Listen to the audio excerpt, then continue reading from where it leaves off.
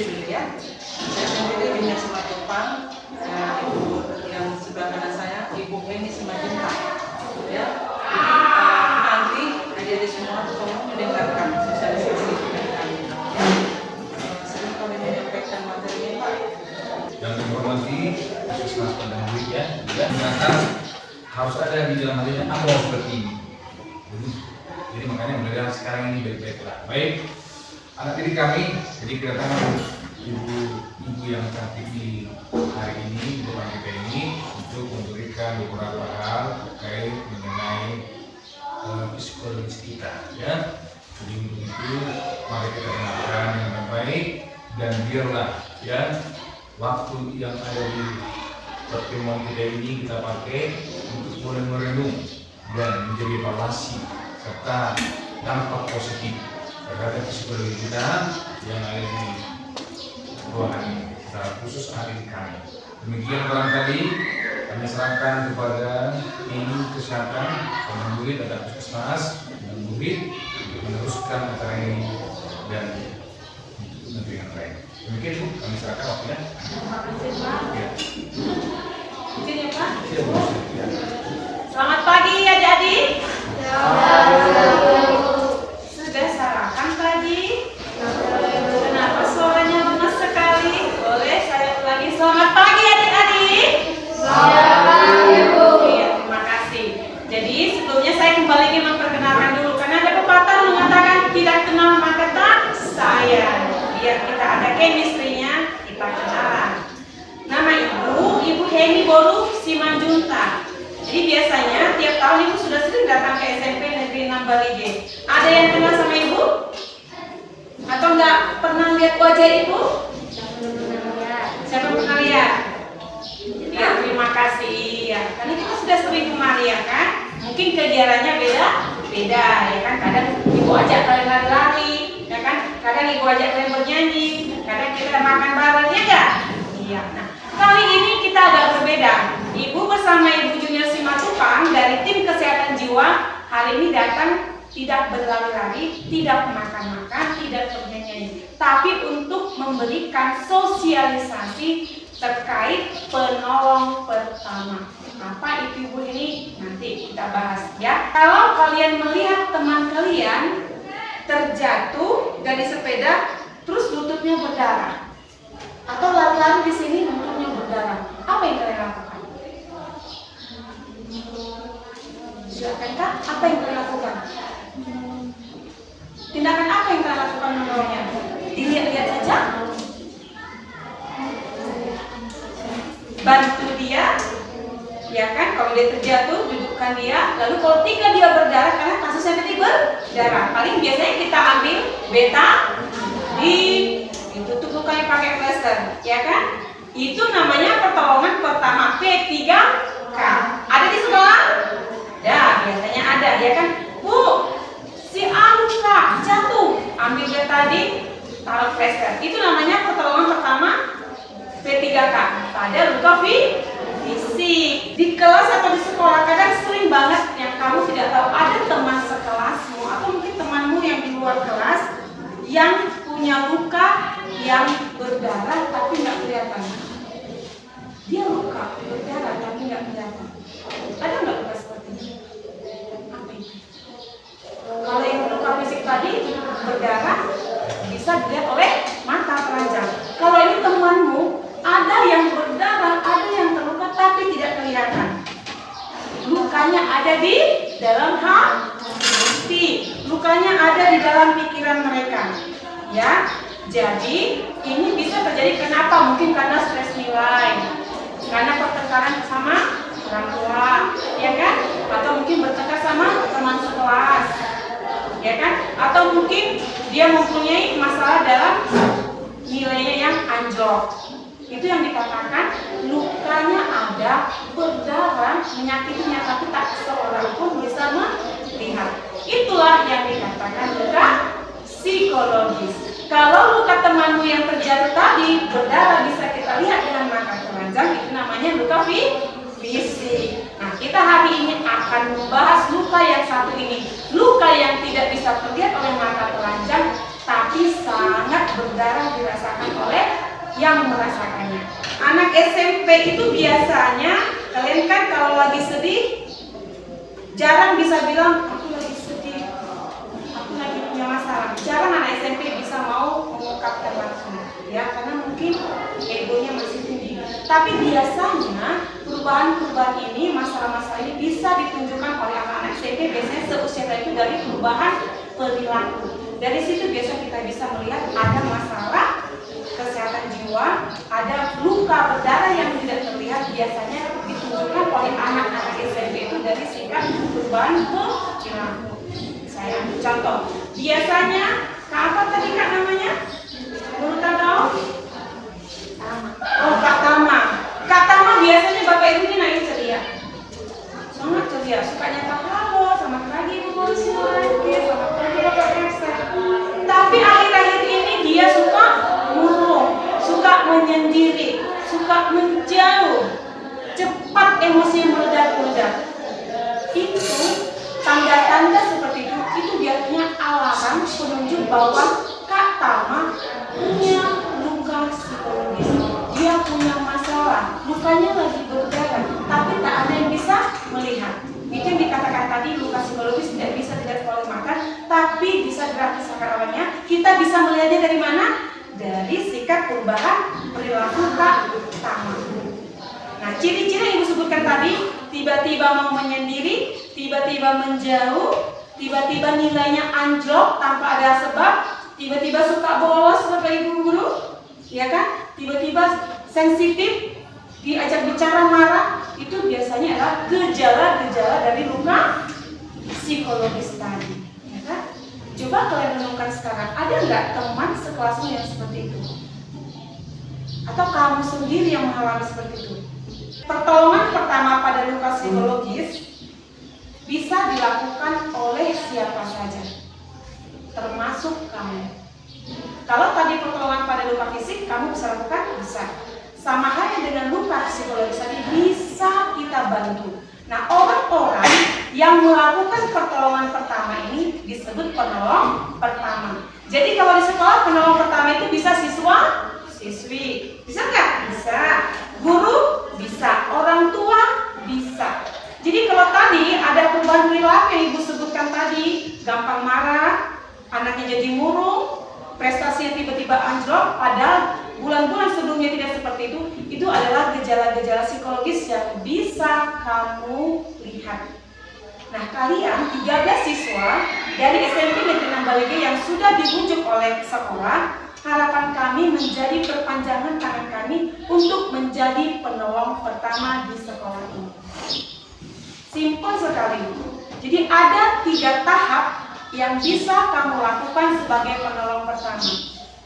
Kalau luka fisik tadi, cari dia, letakkan ke tempat yang aman, bersihkan luka, pakai tadi, tutup pakai plester. Itu tindakan pertolongan pertama pada luka fisik. Kalau pertolongan pertama pada luka psikologis, anak-anak kami penolong pertama yang kamu lakukan ada 3M.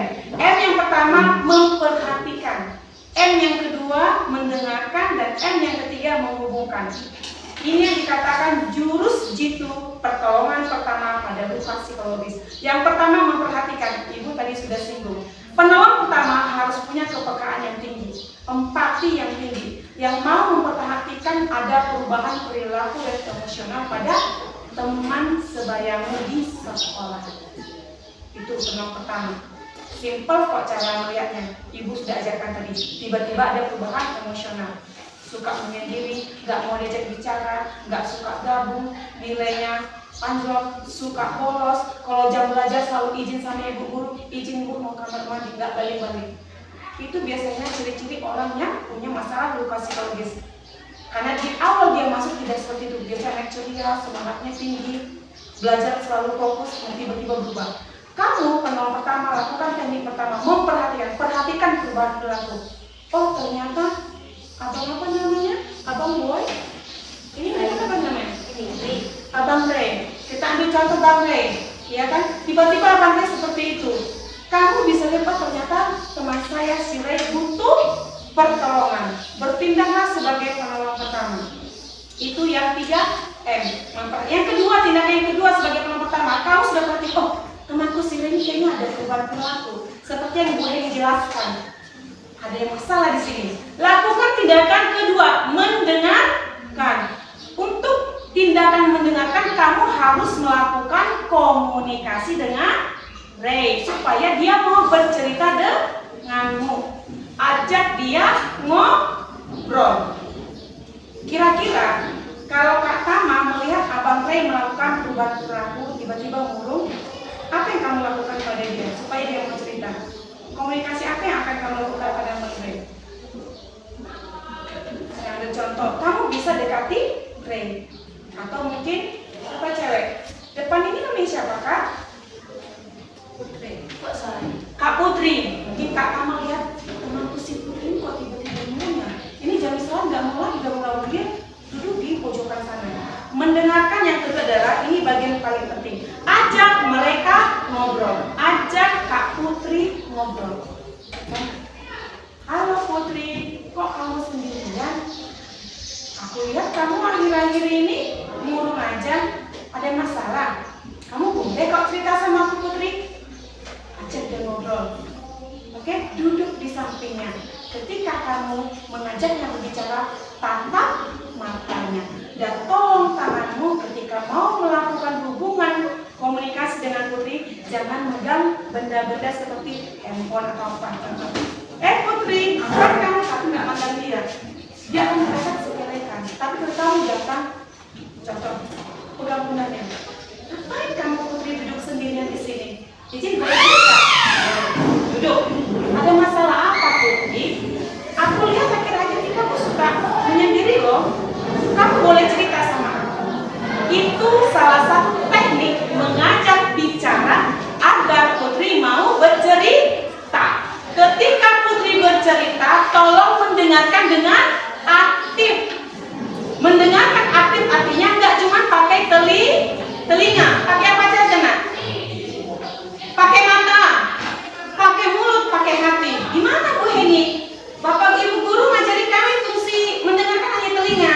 Nah, untuk kesehatan jiwa, kalau kakak bilang pakai mata, artinya ketika dia bercerita, tatap matanya.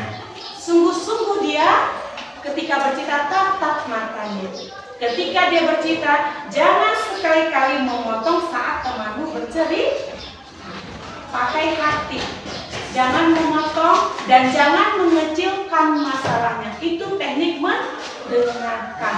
Karena ketika orang mau bercerita sama kita, terkadang temanmu, terkadang Kak Putri nggak butuh solusi dari Kak Tama. Dia terkadang hanya butuh didengarkan. Nah kamu, Kak Tama, dengarkan dia dengan baik, lalu analisa dengan cepat masalah dari Kak Putri. Ketika kamu sudah tahu masalahnya, apa yang kamu lakukan? Lakukan tindakan terakhir yang ketiga, menghubungkan. Hubungkan Kak Putri ke orang-orang yang tepat. Putri, terima kasih kau sudah mau cerita sama aku. Masalahmu berat ya, luar biasa, ternyata selama ini kamu kuat. Angkat dirinya. Kamu sudah kuat, kamu sudah luar biasa Putri. Putri, kamu butuh pertolongan. Kamu mau nggak aku ajak ke guru BK? Atau mungkin kalian dekat sama Ibu Semorangkir. Kamu mau nggak saya ajak ke Ibu Semorangkir? Seperti ini, Ibu Semorangkir itu akan bisa sangat membantu. Kamu tenang saja Putri. Ibu Semorangkir itu baik loh. Bisa dipercaya, pasti ada solusi dari dia. Yuk saya ajak kamu ke sana yuk. Aku temani, jangan takut. Itu tindakan yang terakhir, menghubungkan. Sampai di situ selesai tugasmu? Selesai tugasmu. Karena penolong pertama itu bukan seorang dokter, bukan seorang psikolog. Kamu nggak perlu menceramahi dia, ya? Nggak perlu menceramahinya. Nggak usah kasih solusi-solusi dengan saya. Kenapa? Kalian cuma sebaya. Yang perlu kamu lakukan adalah selamatkan Putri agar dia berada di tangan yang tepat untuk ditolong. Jadi di sekolah yang dianggap profesional untuk menolong itu biasanya adalah yang pertama guru BK karena mereka punya keahlian dalam ini. Atau yang kedua guru yang kalian anggap bisa dipercaya dan dekat dengan siswa-siswi di sekolah ini. Tugasmu hanya sampai di situ, ya. Perhatikan, dengarkan keluhannya, bantu dia, hubungkan dia ke orang-orang yang terpercaya. Selamatlah dia. pertanyaan saya, Bu, ketika kita menghubungkan Putri ke Ibu Guru BK, perlu nggak saya izin sama Putri? Tetap harus izin. Tapi boleh kalau kalian rasa dia sudah mulai mau menyakiti dirinya sendiri, setuju tidak setuju, kalian harus minta bantuan pada orang dewasa, minta bantuan pada guru BK. Tidak minta izin dari Putri boleh, dengan catatan kamu menilai Putri sudah mau mengarah ke menyakiti diri sendiri. Kasih masukan sama Putri, Putri masalahmu cukup berat, kamu luar biasa ternyata selama ini. Yuk saya bantu kalau Bu Sumarti, mungkin nanti Bu Sumarti bisa bantu. Percaya deh, yuk aku temani, jangan takut Putri. Seperti itu. Itu tugasmu sebagai penolong pertama. Simpel kan? Gak susah. Mau memperhatikan, mau mendengarkan dengan baik, cepat hubungkan dia dengan orang yang tepat. Selesai tugasmu. Akhirnya kalau semua orang berperan, semua warga di sekolah ini mampu menjadi penolong pertama yang baik, maka masalah-masalah kesehatan jiwa seperti depresi tidak akan terjadi. Faktanya, masalah depresi adalah masalah kedua terbesar pada usia remaja hingga detik ini. Itu kenapa terjadi? Karena banyak yang cuek, banyak yang tak peduli. Jadi harapannya dengan adanya penolong-penolong pertama, ya, masalah-masalah kesehatan jiwa tidak akan semakin berat, tidak akan masuk ke tahap depresi atau bahkan gangguan jiwa. Artinya kepedulianmu sangat dibutuhkan. Menurut kalian buka psikologis itu apa? Dari yang dijelaskan tadi, Esther. Kak Esther. Oke, ulang sekali lagi Kak, lebih mantap biar didengar oleh temannya. Apa itu luka psikologis? Luka hati yang paling dalam yang tidak bisa dilihat orang lain. Ya, tepuk tangan buat Esther. Ibu mengatakan kembali, luka psikologis, perasaan yang tidak aman dan tidak nyaman, yang sifatnya berlebihan dan mengganggu keseharian, dan biasanya disebabkan oleh kejadian yang luar biasa. Itu dia luka psikologis. Bu, luka psikologis ini biasanya apa pemicunya? Contoh penyebab yang paling sering memunculkan luka psikologis di sekolah, bully. Kasus bully paling sering memunculkan luka psikologis. Maka besar harapan kami, kasus bully harus hilang di SMP Negeri 6 Baligen. Tidak boleh ada kasus bully. Ketika ada kasus bully, maka akan banyak siswa-siswa atau warga sekolah yang terkena luka psikologis yang bisa tidak dilihat oleh mata. Ya, kasus bully itu paling besar. Contohnya lain apa? Ya, masalah di rumah, tekanan sekolah, mungkin ekspektasinya yang tinggi, mungkin Bapak Ibu guru sangat suka sama Kak Tama. Kamu, ayo Kak Tama, kita olimpiade. Teman-teman sudah puji, Tama pasti bisa, guru sudah puji, kamu pasti bisa, olimpiade gagal. Itu bisa memunculkan luka psikologis. Jadi kita juga harus peduli sama orang-orang yang paling pintar sekalipun. Karena biasanya bahkan orang yang paling pintar, yang paling sering muncul luka psikologisnya. Beban mental dia berat, tapi dia ini terlihat sempurna di depan teman-teman dan ibu guru. Bisa dipahami? Mau dipraktekkan? Praktekkan menolong orang? Bisa kamu membantu orang lain? Mampu? Perhatikan temanmu, dengarkan temanmu, hubungkan temanmu pada orang dewasa yang terpercaya. Karena tindakan kecilmu ini akan bisa menyelamatkan temanmu dari keputusasaan. Dan itu bisa menyelamatkan masa depannya, percayalah. Jadi kalau kalian membiasakan diri suka menolong orang lain, yakinlah anak-anakku, ingat aja 20 tahun ke depan kamu akan menjadi manusia yang berbeda, manusia yang luar biasa. Orang-orang yang suka mengasah empatinya, membiasakan dirinya berbuat baik, pasti akan berbeda dari orang lain. Daripada orang-orang yang cuek, tidak peduli sesama sekitarnya. Oke? Nah, yang terakhir saya mau kasih pesan sama kalian anak-anak ibu, ini yang bisa kalian dengarkan. Anak-anakku, menjadi penolong pertama itu, ingat, tidak harus jadi orang pintar dulu. Ya, untuk menjadi penolong pertama tidak harus menjadi orang pintar, tapi harus punya empati yang luar biasa. Harus orang yang punya kepedulian yang tinggi. Ya, itu yang harus kalian ingat. Cukup jadi teman yang mau menyediakan telinga, cukup menjadi teman yang mau memberikan pelukan hangat bagi teman sesamamu, maka itu sudah luar biasa baik. Dan buat Bapak Ibu guru, mungkin ada pesan kami Bapak,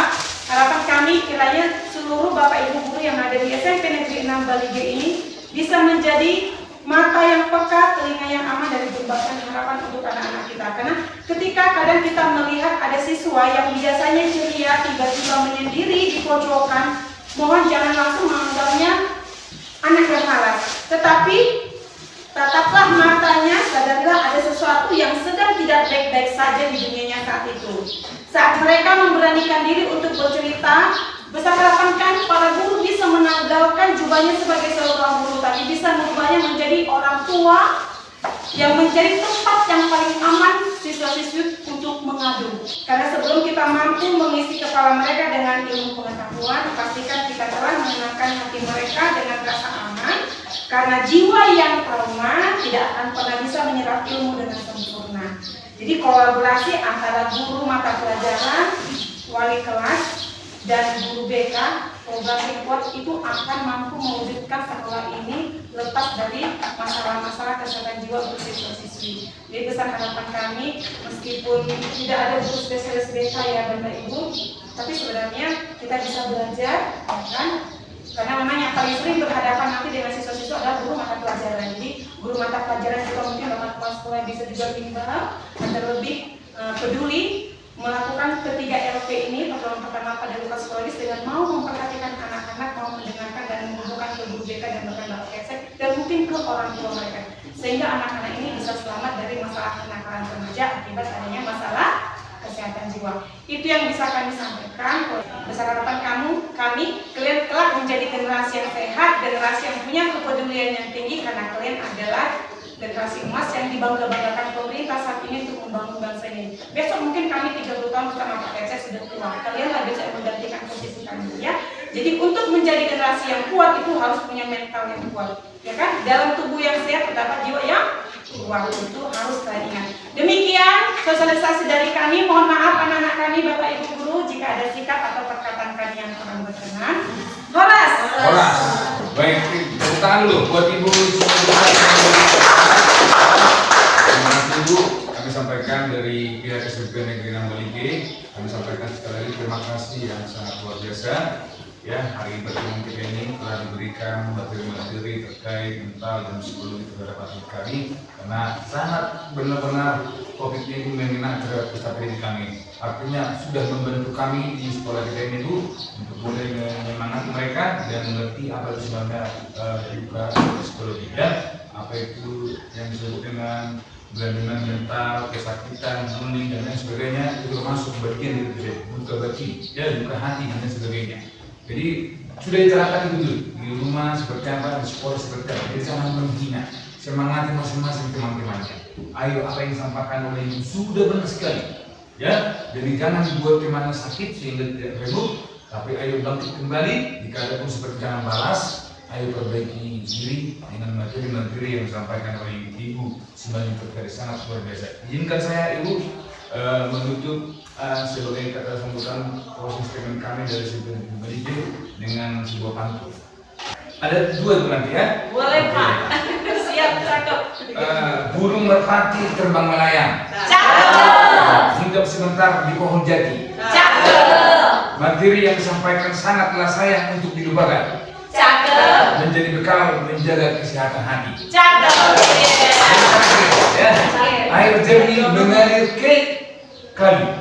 Cakep. Kali mengalir menuju muara. Cakep. Terima kasih kepada tim kesehatan yang hadir dari Puskesmas Tandang Bukit yang sudah memberikan informasi dan bekerjasama. Semoga tetap terjaga. Cakep.